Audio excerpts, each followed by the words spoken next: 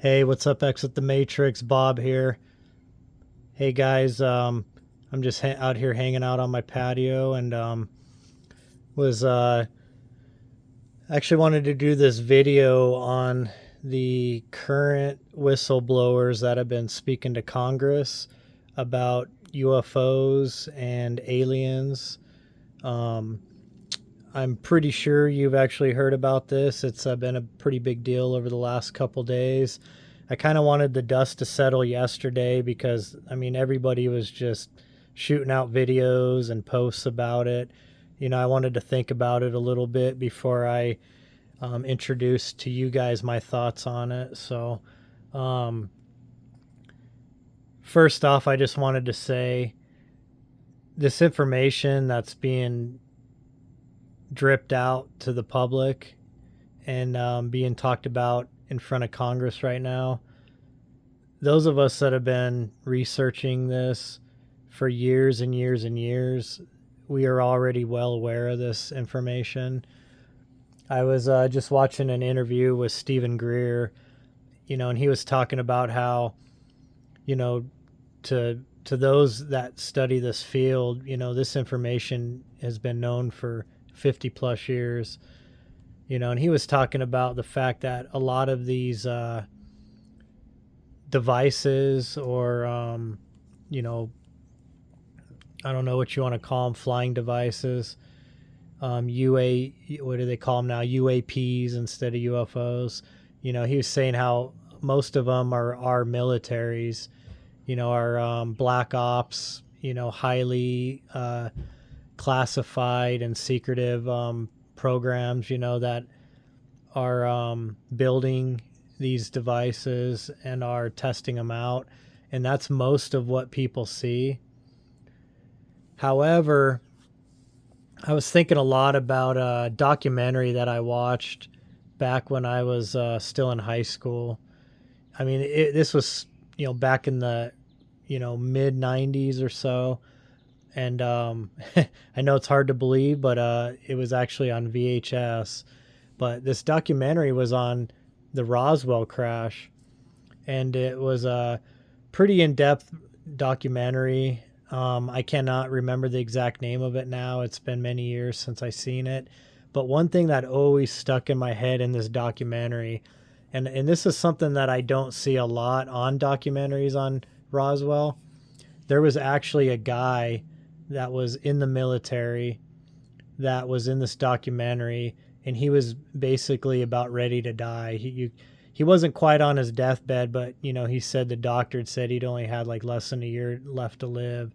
And so he wanted to come forward and he wanted to let the public know what he knew before he passed away. And he'd held this secret his whole life. He'd held this information, and he didn't even tell family about it because there were threats made to him about his family and his own well-being, if he'd ever let out some of this information. So basically, he was somebody that was working on a base, and he was a witness to them bringing in the craft and bringing in bodies from the Roswell crash. He's seen them bringing them on their base. He watched them, carrying the bodies off, and he, bringing on the wreckage and everything. And, he said he witnessed it. He knew they weren't ours. He knew they weren't weather balloons. And, he swore that these were some kind of non-human entities, and that these were not human, debris, or it wasn't a human, flying device that the wreckage was from. As we all know, the military came out. At first, they actually admitted that they, got a down disc, flying disc shaped UFO. And then later on, they came out and said, oh, well, it's weather balloons and everything, and to cover it up. So, we all know where that story went. And, of course, Roswell's one of the most famous wreckage stories ever, that we've been told about the whole UFO phenomenon. So just wanted to kind of let you guys know that about that documentary, because I watched other Roswell documentaries ever since, and I haven't seen any of them that had that guy that sat there, close to death, this ex-military guy admitting that, he swore to God that he's seen, this craft and these beings being, brought onto his base. So anyways, to move on, one thing I go back and forth on this whole thing about UFOs, UAPs, extraterrestrial beings, I can't, I think I'm more or less leaning more towards them being interdimensional beings more than extraterrestrial from outer space, from other planets. Though I can't say that I can totally, cut the possibility out that they could be extraterrestrial or from another planet. It's just that the technology and the time that would be needed to traverse the distances that they would have to come to Earth would be astronomical. And perhaps they do have those technologies. Perhaps they're able to bend time and space. Perhaps they can use wormholes or stargates, to travel large distances of outer space quickly. Perhaps they're able to jump dimensions and then, jump back into our dimension when they need to. And to me, that makes a lot more sense.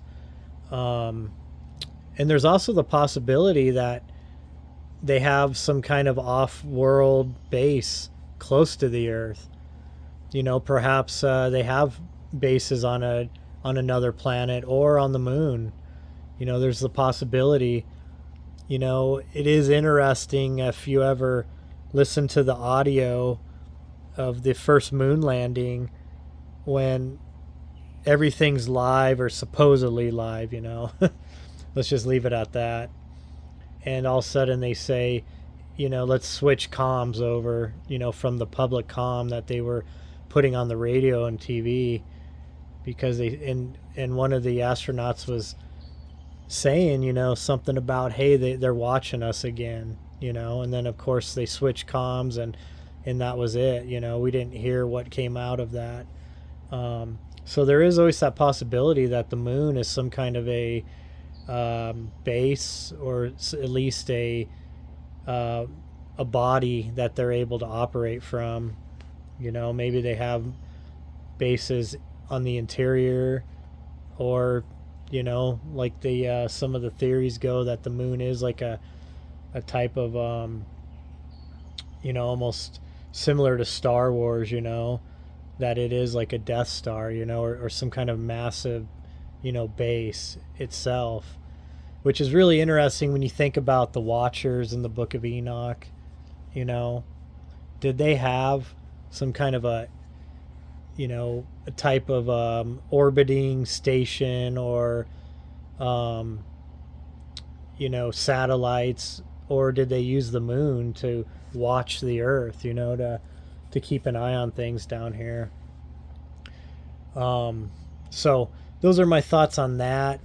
However, like I've mentioned, I tend to actually think that these beings are interdimensional, or at least they are able to jump dimensions, jump in and out of the third dimension.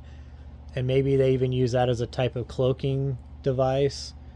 Because it is interesting how you watch a lot of these UFOs on videos, and it's interesting how they're like these huge balls of light, and then they blink in and out of existence. They fly all over the sky faster than any jet or anything that we have, at speeds that our jets are not able to do, doing maneuvers that our jets are not able to do. And then all of a sudden they blink out of existence. They just disappear instantly, and then all of a sudden they reappear in a different part of the sky. So I always find that really fascinating. Of course, during World War II, they were called the Foo Fighters. That's where that term came from. Our pilots were always seeing these balls of light, and they were following them, and they would dart around their planes, and do maneuvers that there were no planes at the time that could do that. And some of our pilots thought, well, maybe it's some advanced technology that the Germans had, but some of them also thought that they were some kind of a non-human device. So now some other things to think about in this whole debate is the Anunnaki themselves, the Sumerians. And we could even look at the Bible, the Elohim, and the Hindu Vedas. The gods that warred in the skies with their flying ships called Vimanas. It is very interesting that ancient texts that go back thousands of years BC describing flying devices, describing wars in the sky, flying javelins that exploded just like missiles. And how would our ancient ancestors have been able to even describe something like that? You have Ezekiel's wheel in the Bible. You have the chariots of fire that come down, and sometimes even take humans up into the sky. Elijah is one that I'm thinking of. And then of course you got the Sumerians. They had a lot of interesting stuff in the cuneiform tablets that allude to the gods having, flying devices, and the gods warring with each other. And so it makes me think a lot that, what if the Anunnaki, the Elohim, and just so you guys understand, when I'm saying Elohim, in my view of Genesis, Elohim says, "Come, let us make man in our image, after our likeness." And I know theologians like to do mental gymnastics with that and say, "Oh, well, that's talking about God, the Trinity," and that's why it's in the plural form. But if you couple it with the Sumerian tablets and with the Sumerians and the Egyptians, it's quite obvious that there were some kind of highly advanced beings that came to Earth in the far past, and they were teaching humanity, how to build civilization. They were teaching them mathematics, astronomy, how to build a calendar, how to animal husbandry, how to properly grow crops. And this is all alluded to, but in the Sumerian cuneiform tablets, these gods taught humans those skills to build civilization. And it's interesting to note in the book of Enoch, it says that the Watchers came down, the ones that defied God, and they also taught humans these same things that the Sumerian gods were teaching, even warfare, even women, how to use makeup, how to beautify themselves. One difference from the Bible and the Sumerian, Akkadian, all the cuneiform tablets is in the Sumerian, Akkadian, Babylonian cuneiform tablets, there were female gods too, goddesses. Inanna was one of the major gods at the time. You had Damkina, Ninti, Ninhursag. And so I find that interesting, whereas the Bible tends to just say all of the Watchers and the angels, are all like males, So I do find that interesting to note. But another thought that I've always had is that, the grays that are always spoken about, that come into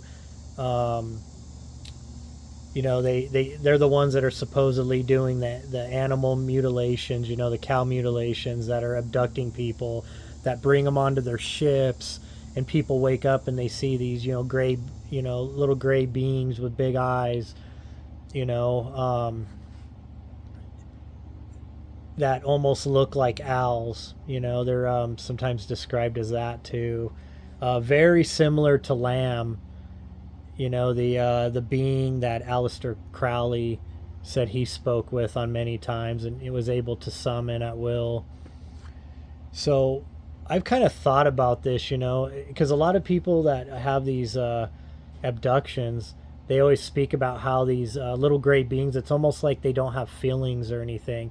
It's almost like they're like kind of organic robotic beings, and they're just carrying out duties, and they're like little scientists, like little workers, And so think about this. What if the Anunnaki, the Watchers, whatever you want to call them, it don't even matter to me, the Elohim, what if at some point they kind of stepped away from the earth, from humanity to, for whatever reasons, maybe because of fighting that they had going on amongst them, they decided to, to turn the earth over to humans and to, to kind of step away.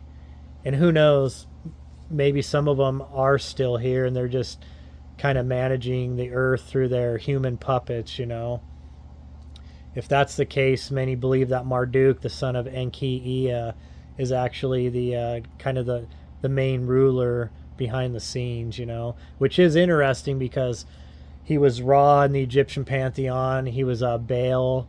One of his symbols is a Baal shaft that you'll find in all of the major cities around the world. You'll find them in the 3 major city-states that rule the world: Washington, D.C., the city of London, and the Vatican. So that is a possibility, Think of the Eye of Ra, the Eye of Providence on the dollar bill, on the top of the pyramid. So that is a possibility. But if you were the Anunnaki or the Watchers, there weren't that many of them compared to how many humans there are. So who would they get to do a lot of their work? Well, maybe they designed and have these little robotic beings, we call the Greys, and they use them to kind of carry out their experiments on humanity and to collect data, collect DNA. So that's something to think about. So anyways, guys, I kind of went over a very wide gamut of stuff. I hope I at least, gave you guys some things to think about. This was not a very structured talk. I was just kind of shooting from the hip. I kind of like to just talk. Like if you guys were sitting here with me, we're hanging out here and we're just talking about all these things. That's how I like to talk about things. So I hope you appreciate that. I'm not into doing these polished videos and doing tons of editing. I'm going to make mistakes sometimes when I say things or pronounce the way I pronounce things, or I might even get lost in my thoughts sometimes. But I hope you enjoy just kind of sitting down and hearing me talk, and give you my thoughts on things, from all my years of researching these different subjects. And I would love to hear your input. I would love to hear what your thoughts are. Those are things that I can pass on to Exit the Matrix on my Facebook page. Those are things that we can talk about on this YouTube channel and on some of my other platforms like Twitter and stuff.